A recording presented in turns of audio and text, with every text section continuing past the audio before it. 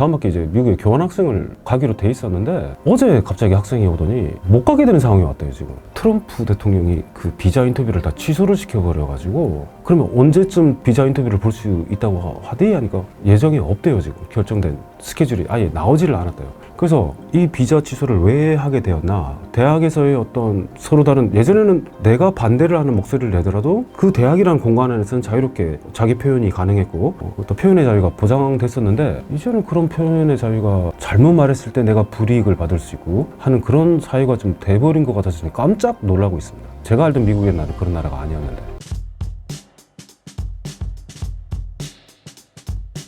신사임당 구독자 여러분들 안녕하세요. 미국학을 전공했고 컨텐츠로 풀어낸 알기 쉬운 미국 문화 책을 쓴 김상조라고 합니다. 최근 LA에서 벌어지고 있는 시위에는 어떤 문제가 있나요? 2025년 6월 이번 달 초인데 아이스라고 하는데 이민 세관 집행국이 있는데, 이곳이 이제 불법 이민을 단속하는 연방 기관입니다. 이 기관이 특히 이제 LA 지역의 특정 지역, 그러니까 파라마운트라는 지역이 있는데, LA 지도를 보시면은 이 동남쪽에 위치한 곳이에요. 근데 이쪽에, 이 구역에 누가 많이 거주하고 있냐면은 히스패닉 중에서도 이제 멕시칸 사람들이 많이 거주하는 지역인데, 특히 이 지역이 이민 불법 단속을 많이 당해가지고 이제 수백 명이 체포를 됐는데, 이게 문제가 뭐였나? 체포를 어떤 식으로 하냐면은 그 마트 같은 홈디포나 여러 가지 이제 마트 아니면 학교 근처를 가가지고 임의로 사람들을 단속해서 당신 도큐멘트가 있나 없나, 없다 그러면 불법 이민자지 해서 수백 명이 이제 잡혀갔대요. 그래서 많은 멕시코계 미국인들, 그러니까 멕시칸이라고 하겠습니다. 그 멕시칸들한테 많은 지금 반발을 사서 시위가 일어났는데, 이제 평화적인 시위였어요. 시위였는데 트럼프 대통령이 이걸 어떻게 봤냐면은 이거 불법적인 시위다 해서 더 이런 시위가 더 악화되기 전에 연방 정부에서 직접 개입을 해서 이 시위를 진압을 해야 되겠다고 해서 내렸던 조치가 뭐냐면 주 방위군을 투입하는 것이었습니다. 그래서 6월 11일 기준으로 지금 현재 트럼프 대통령이 주 방위군 4,000명을 투입을 했어요. 그리고 현역 군인인 해병대 병력을 700명을 지금 투입한 상태입니다. 그렇다면은 이 주 방위군이라고 하잖아요. 그럼 주 방위군의 지휘관은 누구인가? 당연히 주를 방위하는 군인이니까 법적으로 주지사가 그 지휘를 맡고 있어요. 근데 이번에는 60년대 이후로 최초로 대통령이 주 방위군을 연방화했던 아주 드물었던 지금 사례로 지금 보고 있습니다. 그래서 지금 현재 캘리포니아 주지사인 뉴섬 주지사가 상당히 많은 반발을 하고 있어요. 우리가 요청을 하지도 않았고 주지사의 지휘 아래 주 방위군이 이런 평화적인 시위가 일어날 수 있도록 어느 정도 질서 유지가 가능한 정도였고, 만약에 이게 불가능하면 옆주에 있는 주 방위군의 요청을 다 받아가지고 충분히 할 수 있었던 것을 트럼프가 일부러 연방화를 시켜서 사태를 더 악화시킨 게 아닌가라고 지금 보고 있는 거죠.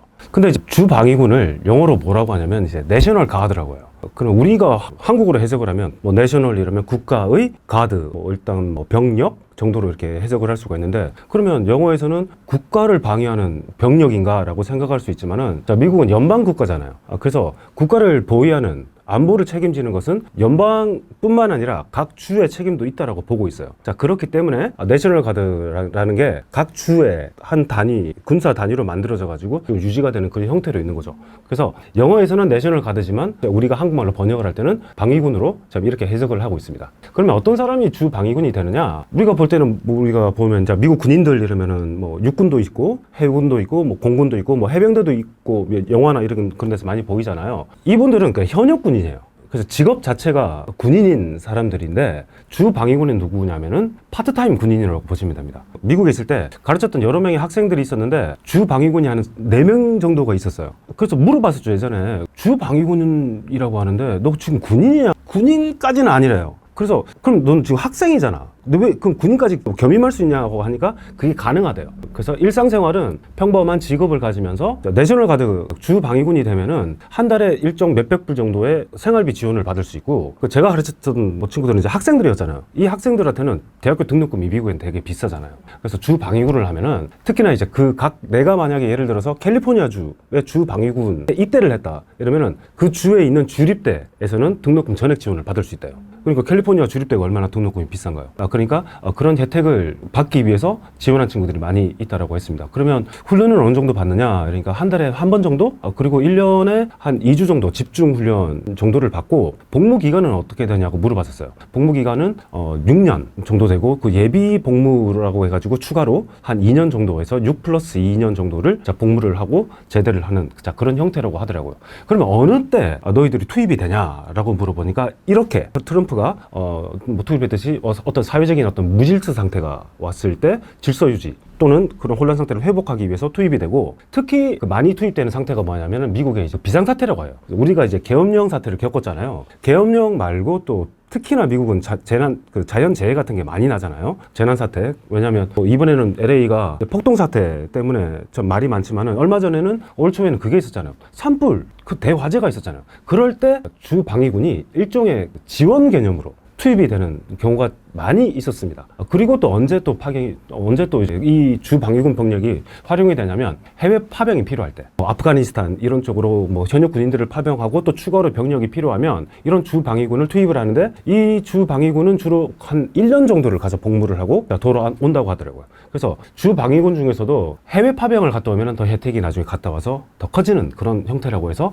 복무하는 사람들이 상당히 많다고 들었습니다. 자, 그래서 이번에 트럼프 대통령이 그런 파트타임 형태의 주 방위군을 이번에 LA에 연방화시켜서 투입을 시켰다고 보면 되겠습니다. 그러면 미국 역사에서 대통령이 주 방위군을 주지사를 지휘관인 지휘 책임을 갖고 있는 지휘권을 갖고 있는 주지사를 뛰어넘어 가지고 연방화시킨 경우가 어디 있었나, 언제 있었나? 주로 이제 1960년대에 많았어요. 그래서 미국은 1960년대에 어떤 나라였나? 아주 혼란스러운 시기였죠. 베트남 전쟁도 있었고, 국내적으로는 민권운동이 상당히 활발할 때였어요. 특히나 우리가 잘 알고 있는 흑인 민권운동이 그때 활발했죠. 그럴 때 특히 이제 미국 남부에서 여러 가지 이제 판결이 나오기 시작하는데, 그 전까지만 해도, 그때 당시까지만 해도 흑백 분리 정책이 있었어요.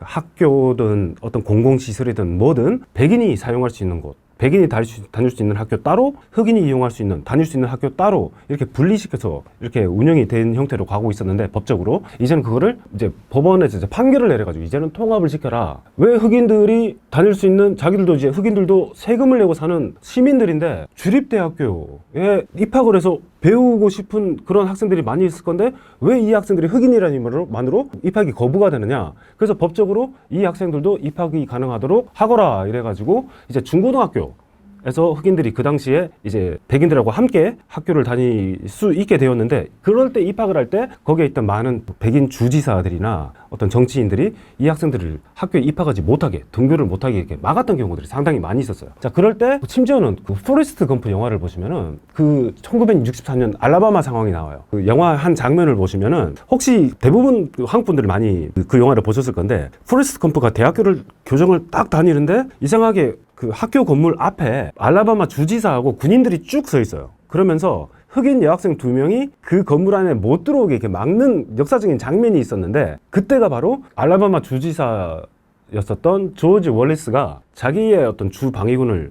동원해가지고 흑인 학생이 못 들어오게 막는 그 장면이 있었어요. 자, 그거를 그 당시에 대통령이었던 케네디 대통령이 그러면 안 된다. 그러면 이제 우리 연방정부가 이 주 방위군들을 연방화를 시켜서, 그러면 대통령의 명령으로 이 학생들이 안전하게 학교에 등교가 가능할 수 있도록 해주겠다 했던 그런 경우였어요. 이번에 주 방위군이 연방화된 것은 그 이후에 최초였다는 거죠. 그래서 이제 그 법적 근거와 이제 논란이 상당히 많은데, 캘리포니아 주지사 입장에서는 아니 이 지휘권은 내가 가지고 있는데 아무리 그렇다고 하더라도 그 주지사와 상의도 하나 없이, 한 번도 없었대요. 상의도 없이 독단적으로 이걸 연방을 어떻게 시킬 수가 있는가. 근데 트럼프 대통령은 아니다. 자, 미국의 헌법이나 군법 10조가 있어요. 그 타이틀 10이라고 하는데, 이 군법 10조에 뭐라고 나와 있냐면, 대통령은 비상사태나 무질서 상태가 왔을 때는 주 방위군을 연방화 시킬 수 있는 그런 조항이 있다. 그래서 나는 이거를 합법적으로 이 조치를 단행을 하였다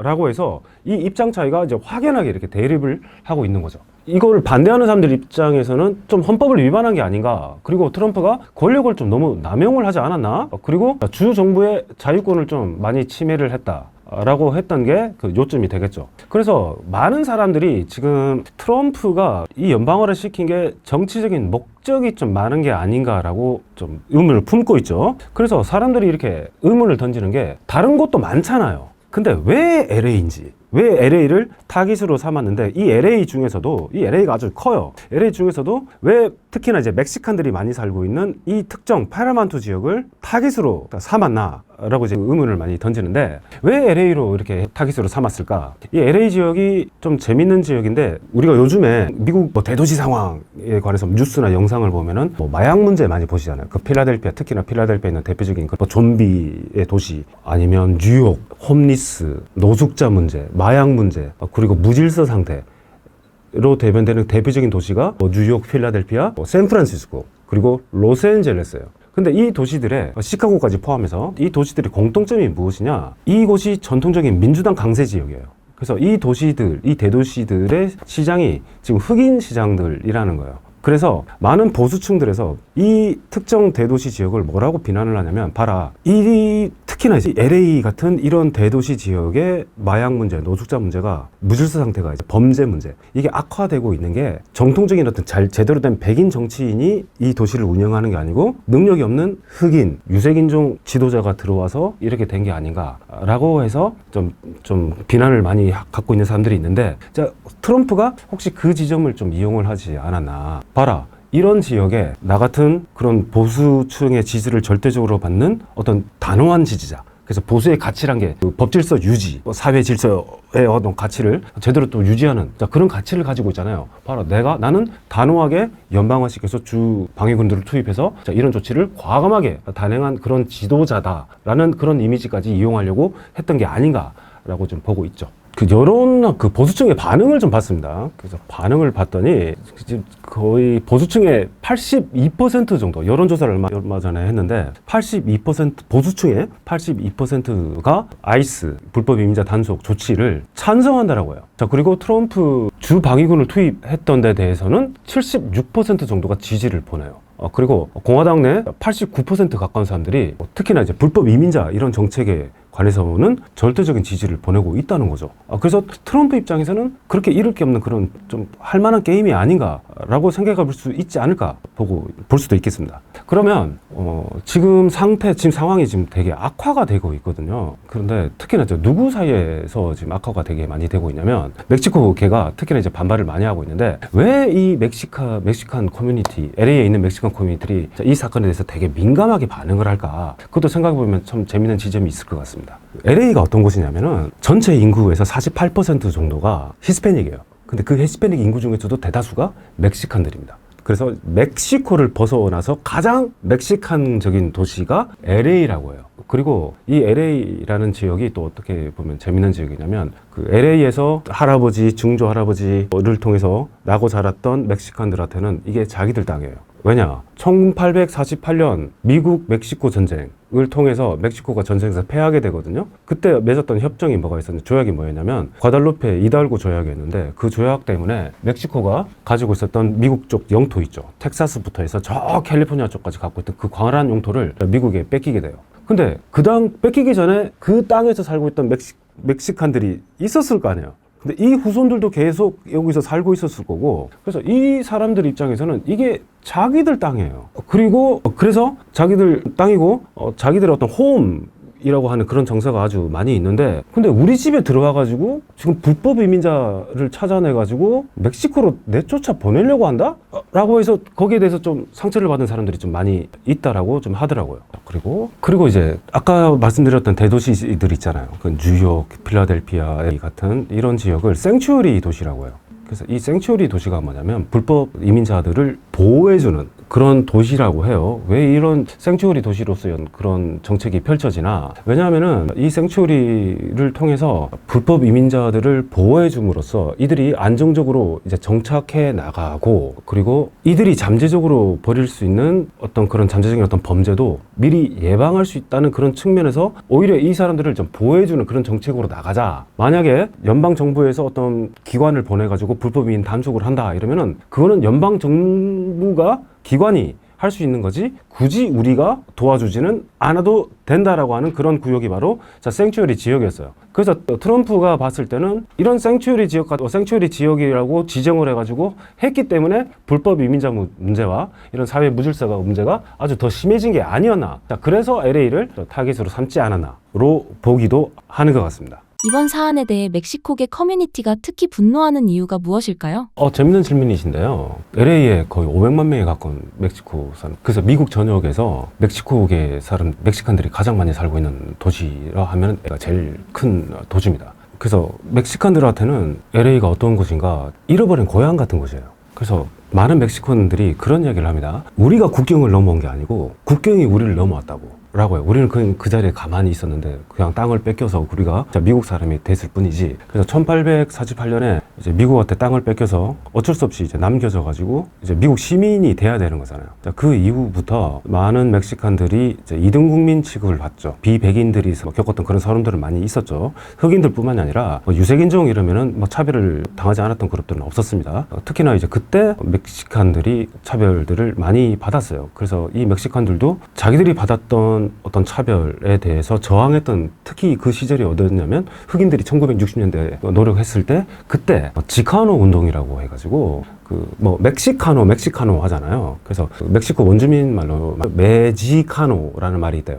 그래서 거기서 따왔는지, 그래서 지카노 운동이라면은 미국에 살고 있는 차별받았던 멕시칸들의 권리 증진, 그리고 시민으로서의 어떤 권리 회복, 이런 걸 위해서 많이 노력을 했었어요. 근데 그때 지카노 운동을 펼칠 때 멕시칸들이 또 주장을 했던 게 뭐였냐면 멕시코 영토를 반환하라라고 했던 그런 운동들도 포함이 돼 있었다고 그러더라고요. 그렇기 때문에 멕시칸들한테는 이게 고유의, 역사적으로는 자기들의 땅이었다는, 근데 자기들 땅에서 누군가가 내 땅이야 라고 들어와가지고 나를 차별하고 이러면은, 우리도 일제시대 때 겪었을 때 그런 정서가 좀 비슷하게 좀 많이 남아져 있지 않을까. 자, 그런 것들이 일종의 트라우마로 많이 남아져 있고, 자, 그런 것들을 견뎌내고 회복력 있게 자신들만의 어떤 정체성을 쌓아가면서 만들어 온 게 어떤 지카노로서의 어떤 정체성인데, 그런 데에 대해서 뭔가 자존심에 상처를 내는 거죠. 왜냐면 지금도 미국에서 이제 불법 이민자 이러면은 멕시칸, 그리고 미국에 지금 마약 문제가 지금 만연해 있잖아요. 그 마약 문제 끊임없이 악화시킨 게 누구냐 이러면은 멕시코 마약 카르텔들. 그래서 좋은 말들이 나오지가 않는다고요. 그래서 이번에 또 이런 식으로 트럼프가 LA 지역의 멕시칸들, 특히나 멕시칸들 구역을 대상으로 이런 단속을 펼쳤을 때 멕시칸들한테는 상당히 이제 분노할 수밖에 없는 그런 감정이 올 수 있겠죠. 자, 그래서 이게 단순한 어떤 치안 문제가 아니고 이게 역사적 맥락하고 멕시칸들이 가지고 있는 어떤 구조적인 불신, 그 세 번째, 현재 상황 때문에 그들이 겪는 어떤 피해 측면에서 우리가 좀 봐야 될 것 같아요. 그래서 첫 번째로 이번에 주 방위군이 LA에 지금 투입돼가지고 이제 격한 상황들이 이제 계속 비춰지잖아요. 이게 멕시칸들한테는 어떤 이미지가 이제 떠올라지게 되냐면 1992년도에 있었던 LA 폭동 사태 있잖아요. 로드니 킹 때문에 그때 우리 많은 한인들이 피해를 많이 입었잖아요. 그때 주지사, 그 당시에는 이제 그때는 주지사에 의해서 주 방위군이 투입이 돼요. 그래서 이제 그 시위 사태, 폭력 사태가 진정이 되게 되는데, 그때 많은 멕시칸들이 뭐라고 느끼냐면은 주 방위군이 그때 투입되었을 때 폭력을 진압하기보다는 소수 인종 커뮤니티를 대상으로 이게 강압적으로 억압하는 결과가 많이 나왔다. 이래가지고 그 당시에 흑인들뿐만 아니라 많은 그 히스패닉 계열, 특히 멕시칸들이 많았겠죠. 그들이 겪었던 강금, 투옥, 폭행 이런 사례들이 상당히 많았대요. 자, 그래서 이거를 지금 바라보는 멕시칸들한테는 과거의 어떤 트라우마가 지금 일으켜 온다라고 지금 느끼고, 자, 두 번째는 치안 명목으로 자기들이 살고 있었던 이런 커뮤니티 자체가 이제 군사화 되는 거잖아요. 자, 거기에 대한 어떤 공포를 많이 느낀다고 해요. 자, 이게 무슨 말인가? 우리가 이제 상식적으로 생각을 해봤을 때 주 방위군이 투입이 된 거잖아요.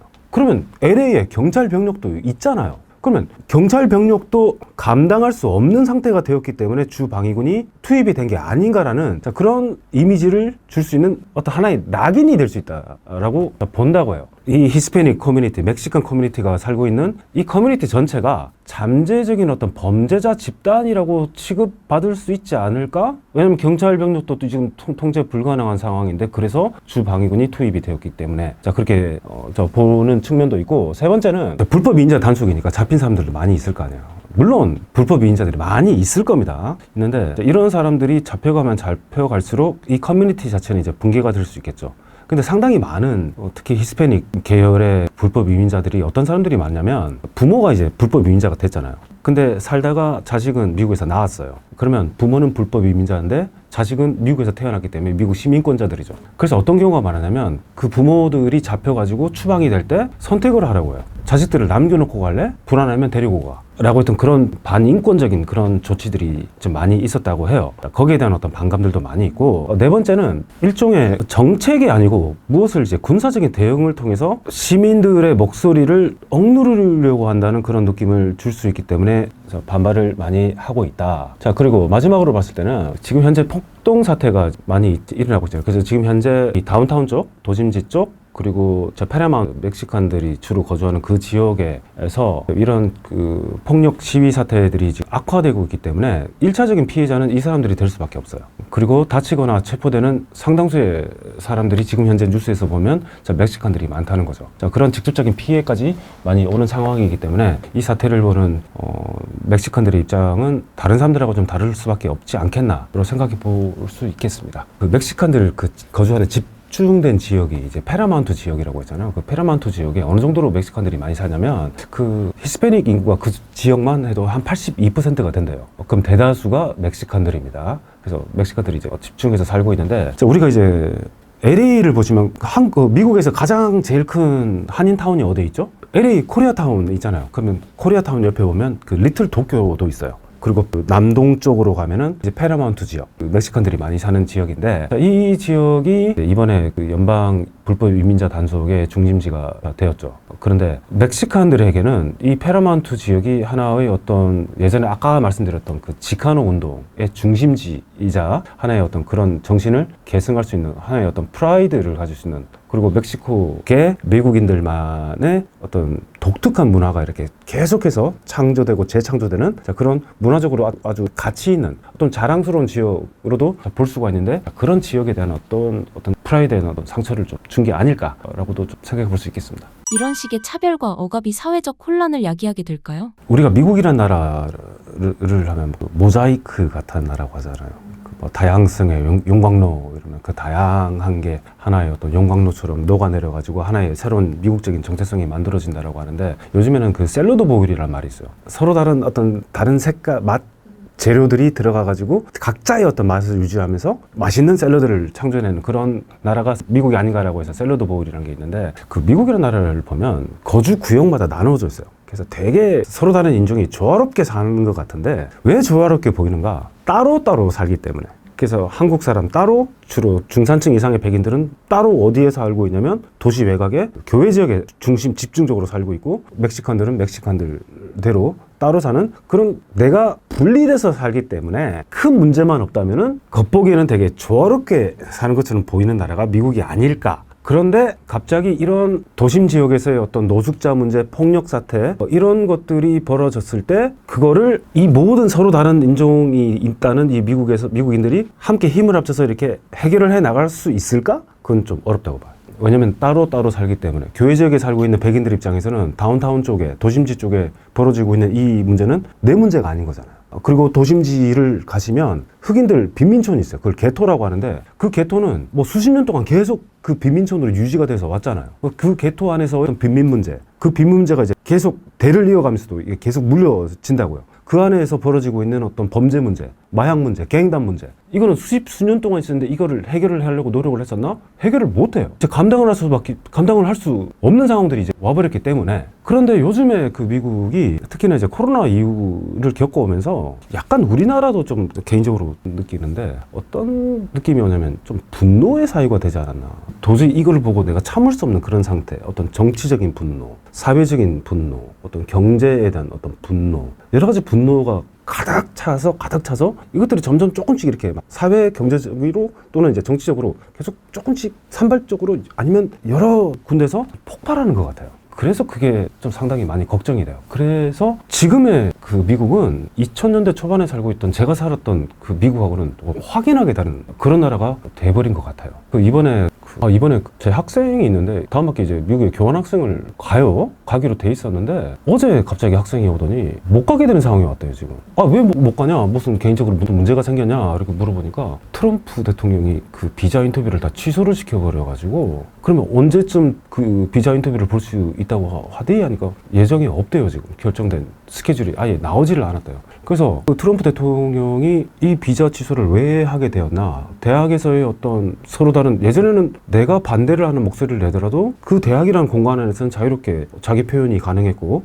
또 표현의 자유가 보장됐었는데 이제는 그런 표현의 자유가 잘못 말했을 때 내가 불이익을 받을 수 있고 하는 그런 사유가 좀 돼버린 것 같아서 깜짝 놀라고 있습니다. 미국이라는 나라는, 제가 알던 미국이라는 나라는 그런 나라가 아니었는데, 그래서 이번 사태도 평화적인 시위가 처음에 일어났잖아요. 그러면 그 12대가 요구하는 바가 무엇인지 그들의 목소리에 대해서 귀를 기울이고 그걸 해결하기 위한 어떤 노력을 우리가 함께 할 수 있겠습니까? 라고 함께 고민하고 노력을 하면 되잖아요. 토론하고. 이제 그거를 패스해버리고 주방이군, 너희들은 끝났어, 사회질서 유지, 나는 위대한 대통령 이래버리면 앞으로 그 후폭풍은 어떻게 감당을 할 수 있을 것인지. 요즘 저는 개인적으로 한국에 돌아왔을 때도 느낄 때 가장 걱정스러운 게, 내가 정치적으로도 여러 가지 내 가치가 다를 수 있잖아요.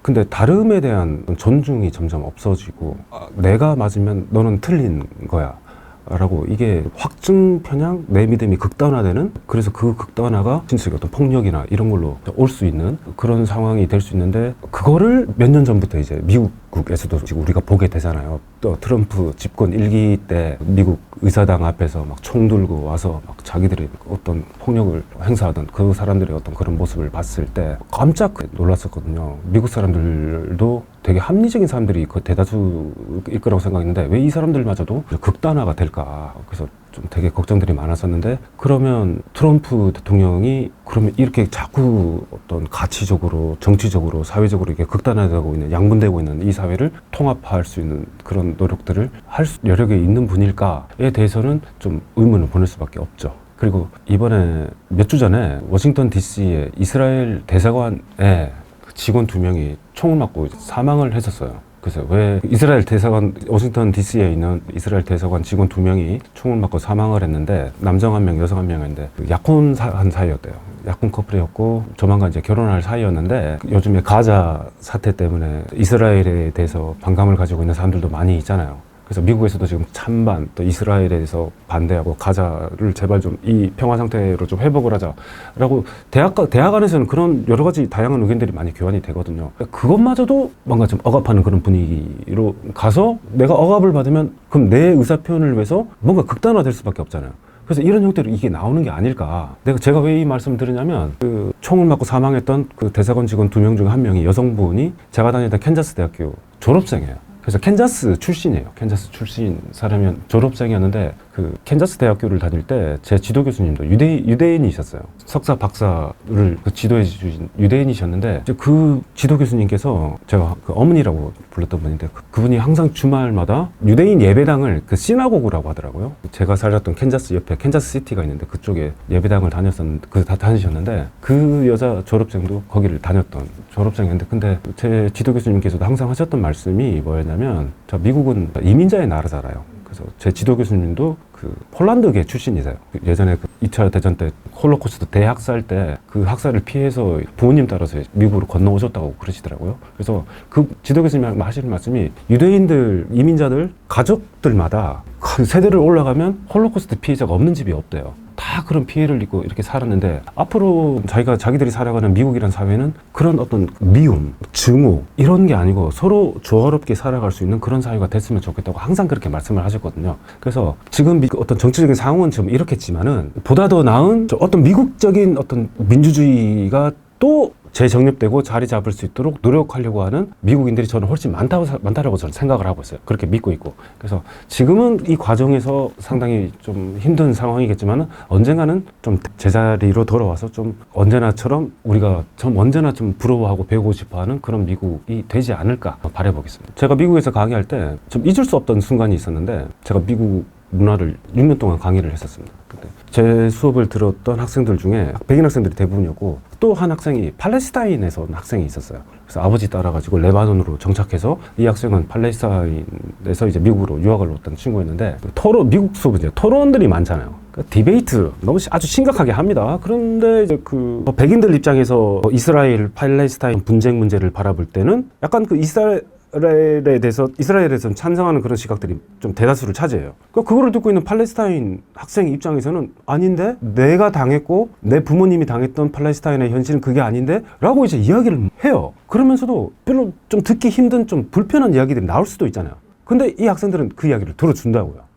경청을 하고 들어줘요. 또 그래서 또 잊을 수 없었던 게 그 팔레스타인 학생이 그러더라고요. 지금은 자기들은 그 땅을 뺏긴 입장이잖아요. 지금 자기들 입장에서는 뺏겼는데 어떤 팔레스타인 집이든지 그 학생 말로는 어떤 팔레스타인 집을 떠날 때 열쇠를 다 들고 나왔대요. 그래서 자기 집에도 그 떠났던 그 집 열쇠가 지금 있대요. 이 열쇠를 왜 지금까지 가지고 있나? 언젠가는 돌아와서 그 집 떠났던 집의 문을 열기 위해서 그 열쇠를 언제나 간직하고 있다고 그러더라고요.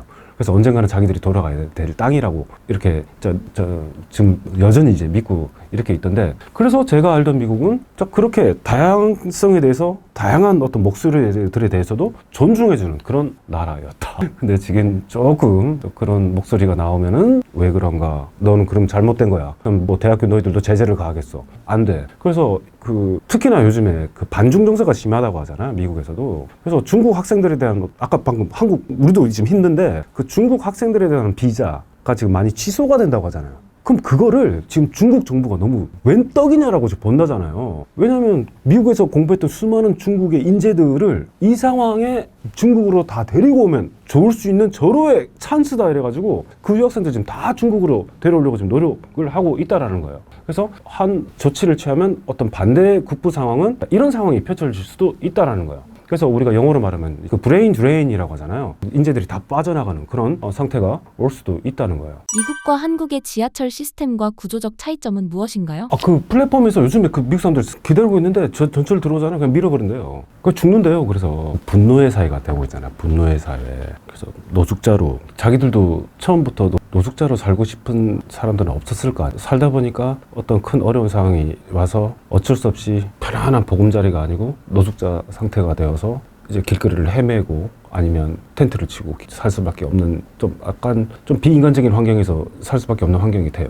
그러면 이런 사람들을 뭔가 새로운 환경에 제대로 잘 적응해서 재활된 상태에서 사회로 내보낼 수 있는 그런 시스템이 있어야 될 거 아니에요. 미국에는 그게 부족하다는 거예요. 왜 부족한가? 뭐 부족한 것도 있지만은 이제 그 시설들이 그 서비스가 제공해 줄 수 있는 숫자를 이제 넘어버렸대요. 이제 숫자가 너무도 많아져 가지고 그 대표적으로 이 시장이 있잖아요. 흑인 시장이 이번에 흑인 여성 시장이 이제 LA 시장으로 당선될 때 이분이 내세웠던 선거 공약 중에 가장 컸던 게 뭐였냐면 노숙자 문제를 반드시 해결하겠습니다. 그분 취임하시고 지금 3만 명, 4만 명이 더 늘었대요. 그래서 이게 어떻게 보면 그 민주당을 지지하는 다른 지지층들에서 봤을 때는 거짓말쟁이, 무능력자. 그래서 민주당 정치인들이 취임해서 행정을 펼치고 있는 그런 곳들은 그래서 저런 사회적인 문제들이 많이 나와. 다 이 사람들 때문이야. 뭐 LA의 지하철도 마찬가지고요. 우리가 지하철을 이야기하는데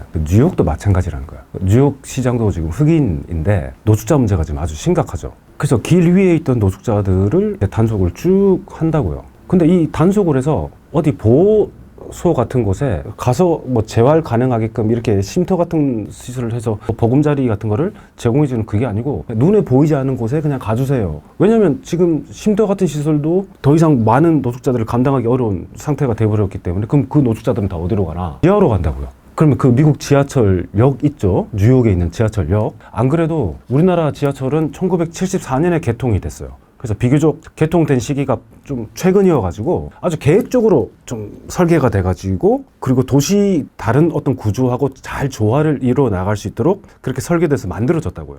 그래서 우리는 환승역 같은 것들, 우리가 가고 싶은 곳들을 가면 오늘도 제가 이제 홍대에 왔잖아요. 그래서 홍대를 딱 오니까 내려서 내가 가고 싶은 곳들 다 연결성이 이렇게 참 잘 해놨잖아요. 근데 미국 지하철은 좀 그게 아니라고요. 그래서 1920년대 그 100년이 넘었습니다. 미국 지하철은 그때 만들어졌는데 이 문제가 뭐였나? 뉴욕 지하철이 처음에 만들어질 때 뭐 터널도 뚫고 또 철도 역도 만들고 이렇게 해야 되잖아요.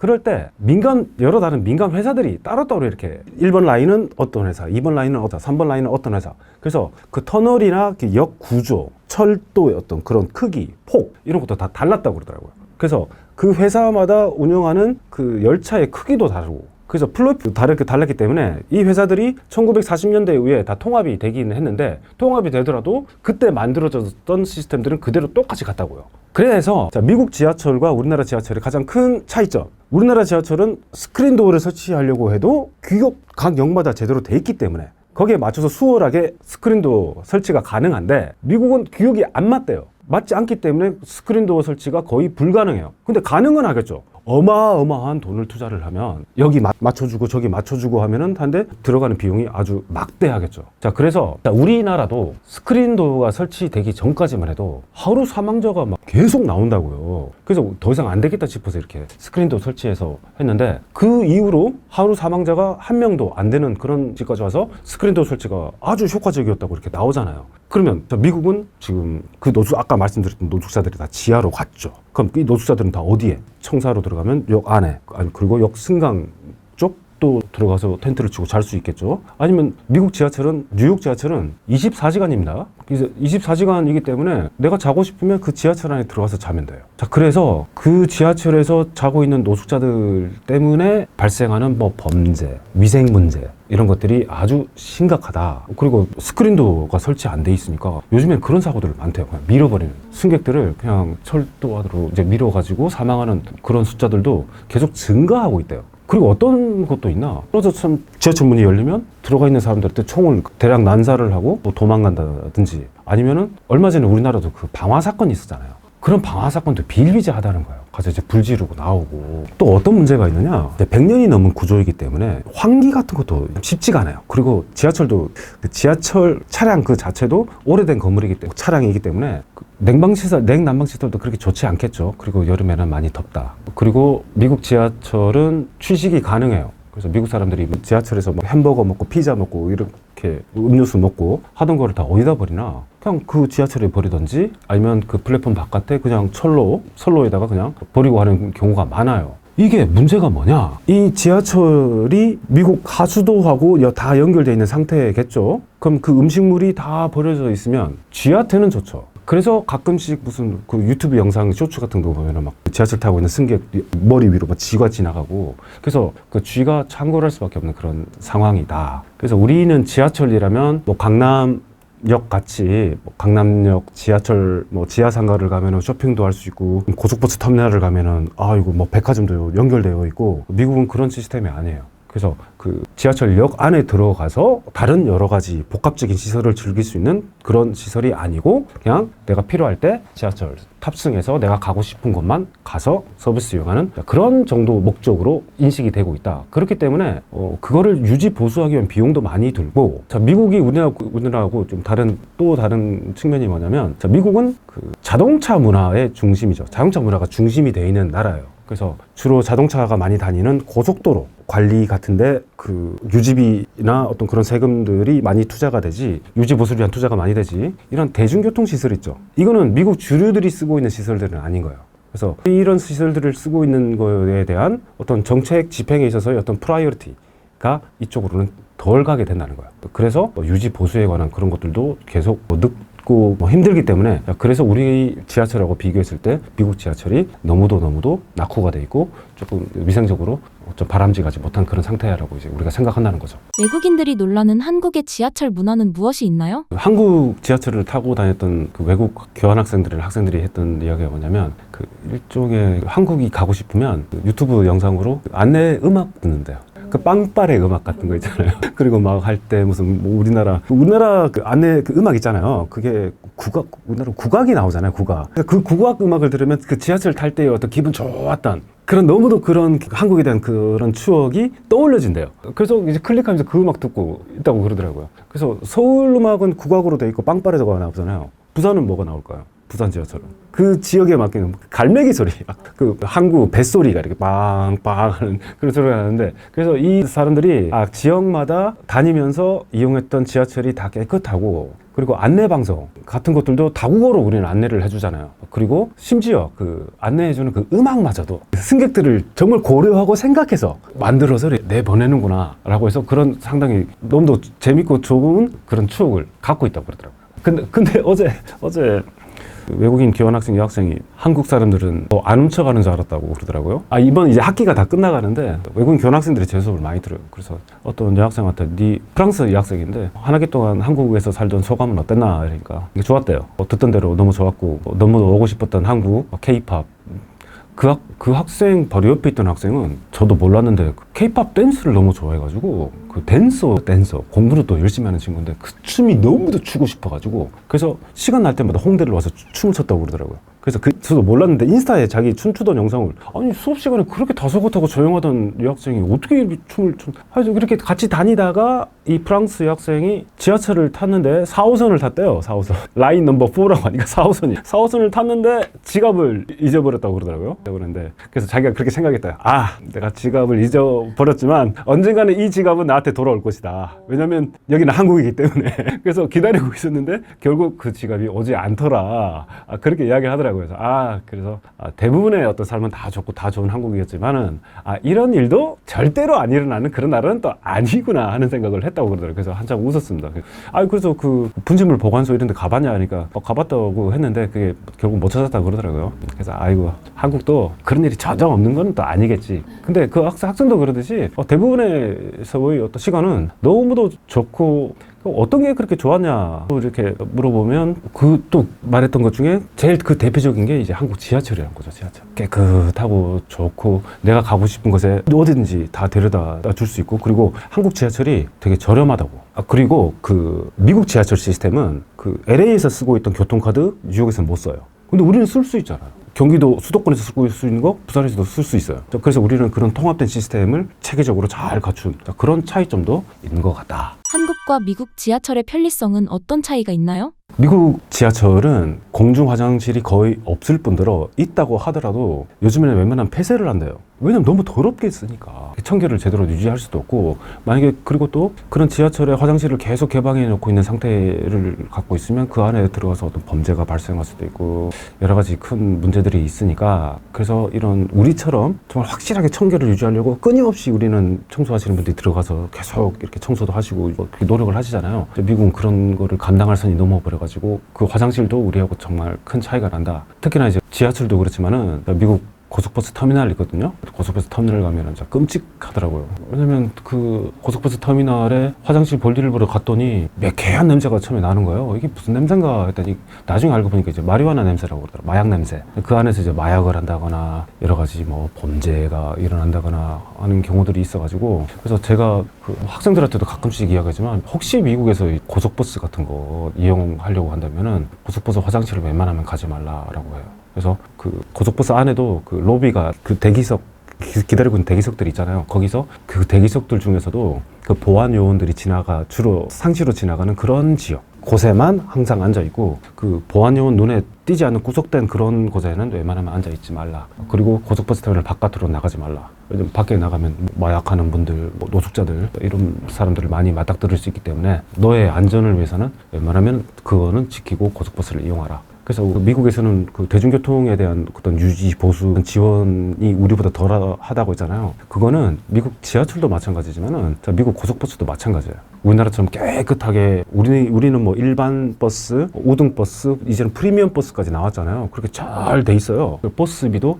다른 나라에 비해서 훨씬 저렴한 편이에요. 근데 미국은 또 제가 버스를 여러 번 탔었는데 타면 화장실이 뒤에 있는 것까지는 편해서 좋은데 그럼 뒤쪽에 가면 냄새도 좀 그렇죠. 근데 그 시트나 이런 것들이 우리가 타는 우리나라 고속버스하고는 그 청결도나 이런 것들이 비교 안 될 정도로 조금 좀 덜합니다. 그래서 웬만하면은 비행기 타라. 돈이 좀 더 들더라도 웬만하면은 비행기 타고 그리고 지하철 미국 뭐 특히 이제 뉴욕 지하철 같은 경우도 이제 미국 뉴욕은 워낙 이렇게 지하철을 타고 다닐 수밖에 없는 그런 상황이니까 필요할 때만 이렇게 잘 타고 큰 또 트러블이 생길 수 있는 그런 상황에는 맞닥뜨리지 않을 수 있도록 항상 조심하고 다니라. 조심할 수밖에 없겠죠. 한국의 사회 인프라가 잘 갖춰질 수 있었던 비결은 무엇인가요? 우리는 공동체 의식을 항상 가지고 살아야 된다라고 배우고 살았잖아요. 나만 중요한 게 아니고 내가 그 어떤 공적인 공간에 나갔을 때 나 때문에 남한테 줄 수 있는 그 피해 같은 거를 절대 주면 안 된다. 공동체를 위해서 라고 하는 그런 것들을 배우고 자라와서 그런지 남한테 좀 피해 주지 말자.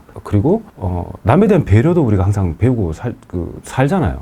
그래서 그런지 지하철을 보더라도 우리는 다른 나라 지하철에 없는 노약자석 따로 있고 장애인석도 따로 있고 우리는 심지어 임산부석도 따로 있잖아요. 근데 임산부만 앉는 건 아니더라고요. 근데 임산부석도 그래서 가끔씩 화가 나요. 아니신 것 같은데 왜 저 앉아 계시지? 할 정도로 우리는 그런 사회적인 약자에 대한 어떤 배려를 해야 된다는 그런 것들이 그런 그 대중적인 어떤 그런 시스템 안에도 우리는 그 다 잘 녹여 들어가 있는 것 같아요. 다른 나라들에 비해서는. 그렇다고 해서 미국인들이 다른 사람들을 배려 안 한다는 건 절대 아니에요. 미국인들도 남에 대해서 개인주의라서 남한테 피해를 주지도 말고 받지도 말고 내 스스로 알아서 살아가는 사람들이기 때문에 미국 사람들도 남한테 피해 안 주고 사는 사람들이에요.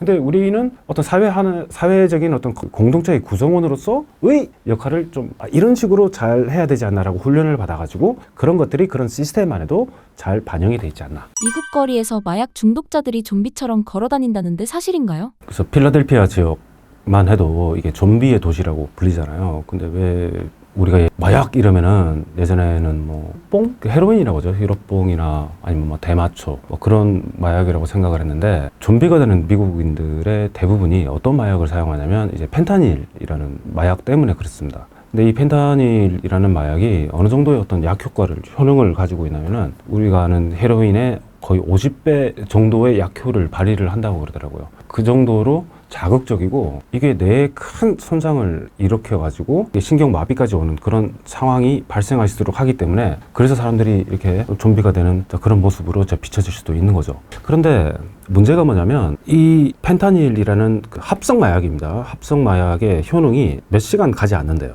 그러면은 몇 시간, 한 서너 시간 지나면은 이 약효가 떨어지면은 금단 현상이 올 거 아니에요. 그럼 이 자극되는 그 약효를 더 증가시키고 지속되게끔 하기 위해서 요즘에는 그 펜타닐이라는 그 합성 마약 플러스 그 자일라진이라는 그 동물성 진통제가 있어요. 근데 이 동물성 진통제는 사람한테는 투여가 되면 안 되겠죠. 근데 이거는 동물한테 투여되는 것이기 때문에 얼마 전까지만 해도 인터넷으로도 자유롭게 구매가 이제 가능했다고 그러더라고요. 이제 이 두 약이 합쳐지면 이 환각되는 그 상태가 이게 지속이 되기 때문에 많은 사람들이 이 동물성 마약인 진통제였는데 동물성 진통제인 자일라진을 함께 복용을 해가지고 그 부작용 때문에 사망하는 경우가 이제 비일비재하더라고 해요. 그래서 필라델피아 지역만 해도 마약 약물 남용 때문에 사망하는 거의 한 80% 정도가 그런 펜타닐 플러스 그런 합성 마약을 함께 복용을 해서 이렇게 사망하는 사람들이 많이 나온다고 해요. 그만큼 아주 심각한 문제죠. 어느 정도로 심각하냐면 2023년도 기준으로 미국 가정의 46.6%가 가정 구성 중에 한 명이라도 약물 문제 때문에 큰 고통을 받았다고 할 정도로 그 정도로 많은 미국인들이 약물 중독 문제 때문에 특히나 이제 펜타닐 같은 그런 약물 중독 때문에 많은 고통을 받고 있다라고 하죠. 미국의 마약 문제가 급격히 확산된 배경이 무엇인가요? 오피오이드라고 들어보셨나요? 그 오피오이드라는 게 있었는데 그게 그 마약성 진통제입니다. 이게 그 오피오이드라는 큰 덩어리면 그 한 부분이 펜타닐이에요. 오피오이드라는 이 마약성 진통제가 1990년대 이후에 그 펄듀 파마 같은 제약 회사들을 통해 가지고 많이 홍보가 돼요. 그래서 이 오피오이드는 마약 중독성도 낮고 그렇게 위험성도 크게 없어서 정부한테 승인을 받습니다. 그래서 이 진통제가 합법적으로 많은 의사들에 의해서 처방이 됐어요. 환자들한테. 그런 정신적으로 약간 질환이 있다거나 원래 오피오이드는 그 말기 암 환자 있죠. 이런 큰 고통을 받고 있는 사람한테 최대한의 고통을 좀 덜어주기 위해서 투여가 되는 건 상당히 자극적일 수 있겠죠. 이런 약들이 일반 약으로 많은 수백만 명의 미국 환자들한테 이제 처방이 됩니다. 근데 이게 문제가 점점 심각해지니까 미국 정부가 이거 안 되겠어. 사람들이 중독이 되네? 원래는 중독이 안 된다고 했잖아. 그래서 이제 처방을 금지를 시켜요. 이미 수백만 명의 미국인들은 여기에 중독된 상태가 돼버렸고 그러면 그 약을 더 이상 처방을 받지 못하죠. 그럼 그 문제를 해결하기 위해서 어디에 의지할 수밖에 없냐면 펜타닐 같은 합성 마약 같은 그런 마약성 진통제에 의지할 수밖에 없는 건데 문제가 뭐냐? 이 합성 진통제라는 게 뭐냐면 합성 마약인데 이 재료들을 아주 싸게 멕시코에 있는 카르텔이 중국으로부터 수입을 해요. 그래서 멕시코에서 제조를 해가지고 이거를 샌프란시스코나 LA 같은 바닷가 쪽이잖아요. 항구 쪽이고 이쪽으로 뭐 잠수함을 태워서 보내든지 배를 태워서 보내든지 그 마약 카르텔의 조직이 어마어마하대요. 그리고 이 제조 비용도 아주 저렴하게 거의 헤로인 생산의 10배도 안 된대요. 그 정도로 싼 가격에 만들어낼 수 있고 그리고 아주 저렴하게 사람들한테 공급을 해줌으로써 쉽게 중독되게끔 만들 수가 있죠. 그래서 그런 합성 마약 같은 거를 사람들한테 처음에는 그런 마약 조직들이 알 하나에 뭐 2불, 3불 아주 싸게 판매를 했다고 해요. 그럼 알 하나가 그 중독성이 어마어마해요. 왜냐면 그 펜타닐 2mg 정도만 복용을 해도 사람이 죽을 수가 있어요. 그 정도로 이제 시사량이 높은데 그 정도로 자극성이 있다는 거예요. 그래서 그런 약들이 약 하나 팔면 이 사람들이 중독이 되면 이 중독성이 너무 강해가지고 한 번 중독되면 벗어나지를 못한대요. 이게 재활이 거의 불가능한 상태가 돼버리기 때문에 자, 그래서 이거를 해결하기 위해서 미국 정부가 그 약을 좀 해독시킬 수 있는 그 약이 이제 날록손이라는 약인데 이제 그 날록손이라는 약을 거의 한 50만 정을 만들어 가지고 각 학교 뭐 노숙자들 여러 사람들한테 이제 공급을 해서 그 문제를 해결해 나가려고 2023년부터 이렇게 계속 좀 노력을 해 오고 있죠. 이런 문제가 근본적으로 해결이 어려운 이유는 무엇인가요? 이게 해결 안 될 거예요. 불가능해요. 왜냐면 이미 수백만 명이 중독이 돼 있어 해독제가 나온다고 하더라도 이게 여러 가지 구조적인 그 요소들하고 다 결합이 돼 있잖아요. 왜냐면 특히나 코로나 팬데믹 때 그때 많은 사람들이 직장을 잃어버렸어요. 직장을 잃어버린 사람들한테 어떤 정신적인 문제들이 많이 있는 사람들이 많이 있었겠죠. 경제적인 상황이 어려워지니까 보통 대부분의 미국 사람들도 집을 대출을 받아서 사요. 근데 대출을 감당할 수 없는 상황들이 실직됐으니까. 그래서 이 사람들도 이제 비자발적 노숙인들이 될 수밖에 없어요. 그 노숙자가 됐습니다. 근데 노숙자가 되었다는 그런 어떤 상황에 대한 그 상황 자체가 이 개인을 갖다가 심하게 정신적으로 조금 황폐화시킬 수가 있잖아요. 그래서 그런 사람들을 대상으로 이런 마약 조직들이 펜타닐 같은 마약을 이제 유통을 시켜요. 그렇게 이제 중독된 사람들이 비일비재해졌는데 그러니까 앞으로 이 상황이 훨씬 좋아지겠습니까? 는 쉽지가 않아요. 그래서 펜타닐의 특성을 아까 말씀드렸잖아요. 이게 그 중독성 자체가 심각한 정도고 극단적이에요. 중독성이라는 게 너무도 극단적이가지고 한번 중독되면 거기에서 벗어날 수 있는 그런 상황이 쉽지가 않은데 그나마 다행인 거는 작년에 비해서 올해 수치 2025년 6월 기준의 수치는 작년에 비해서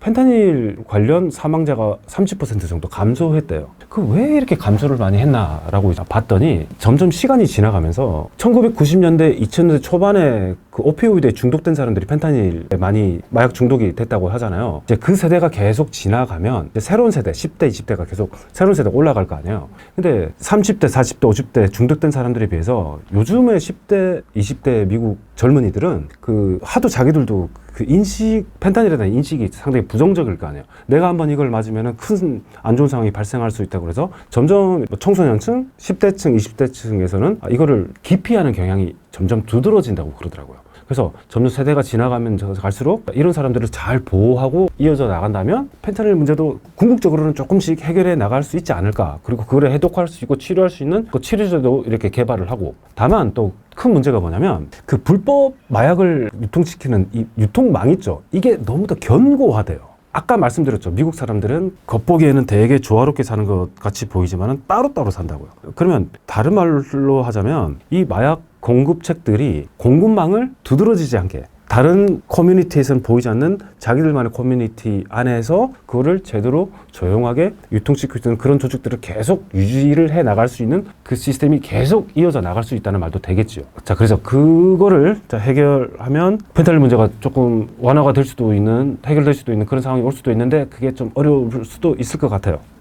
자, 그리고 이제 그 정책적 한계라고 하는데 예전에는 1980년대 레이건 대통령 때 마약과의 전쟁 이래가지고 근데 그 사람들을 처벌해서 나아진 게 있었나? 계속 마약 문제는 계속돼 왔고 지금도 이제 펜타닐과의 전쟁을 벌인다고 하는데 그 전쟁에서 그 사람들 다 처벌하면 근데 이 중독된 사람들이 어마어마 수백만 명, 수천만 명에 달하는 미국인들인데 이 사람들을 다 범죄화시켜버리면 또 다른 사회적인 문제를 만들 수가 있겠죠. 그런 문제도 우리가 생각해 볼 수 있을 것 같습니다. 미국 내에서 마약 중독자들에 대한 인식은 어떤가요? 상반된 시각을 가지고 있겠죠. 그래서 그 마약 중독자이라면 우리가 바라보듯이 그거를 뭐 혐오하는 사람들도 많이 있겠죠. 왜 저렇게 하고 살고 있지 정상적으로 살고 있으면 되는 건데, 근데 이제 이 사람들도 그 사람들 이 펜타닐 문제라는 게, 중독 문제라는 게 그 사람 영상에서 보이는 그 사람들만의 문제가 아니고 내 문제가 될 수도 있는 거예요. 내 가족의 문제가 되는 거고. 왜냐면은 그 정도로 오피오이드 중독돼가지고 마약 문제 때문에 고생했던 미국 가정들이 상당히 많이 있었기 때문에 이거는 남의 문제가 아니고 내 문제가 될 수 있겠구나.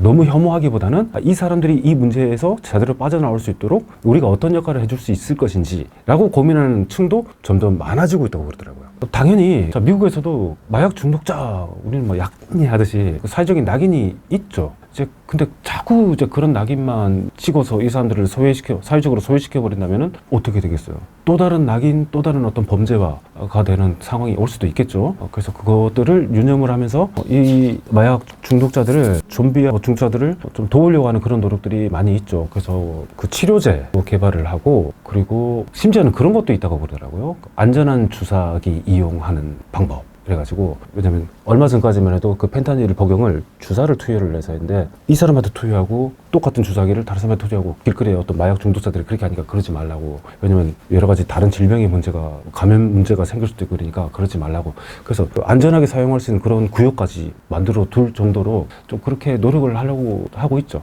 근데 요즘에는 또 이제 그 펜타닐 중독된 사람들이 주사기를 맞았다고 했잖아요. 요즘엔 담배 형식으로, 피는 형식으로 한대요. 왜냐면 자기들도 투여하는 형식으로 맞으면은 이게 치명적일 수 있으니까. 이렇게 담배, 그 마리화나 피우듯이 잠시 기분 좀 하이하고 지나가는 그런 식으로 되려고 하는 사람들도 좀 많아지고 있어서 펜타닐 때문에 사망하는 숫자가 적어진 게 아닐까라고 분석하는 사람들도 있더라고요. 이런 현상이 미국 사회에서 장기화될 가능성이 클까요? 장기화될 수밖에 없는 게, 이 너무도 수익이 막대하게 창출되는 하나의 큰 시장이니까 거래상들 입장에서도, 불법 제조업자들 입장에서도 그거를 포기할 수는 없겠죠. 그만큼이나 그거를 넘어서는 국가적인 사회적인 그런 투자나 노력들이 있어야 될 건데, 지금 미국 상황을 보면 지금 이제 여러 가지 복합적으로 이렇게 상황들이 벌어지잖아요. 트럼프 대통령이 주 방위군 투입하에서 지금 난리가 났다는 그 미국 도심지 있죠. LA 도심지. 거기에 지금 노숙자들도 같이 있습니다, 지금. 그래서 지금 그거를 지금 미국 사회가 안고 있는 문제를 상징적으로 보여주는 그런 상황 같아요. 마지막으로 구독자분들께 한 말씀 부탁드립니다. 부족한 제 영상 잘 봐주셔서 감사하고요. 언제나 또 질문이 있으시면 댓글에 남겨주시면 저도 참고해서 보다 더 나은 영상이 만들어질 수 있도록 노력하도록 하겠습니다. 예, 감사합니다.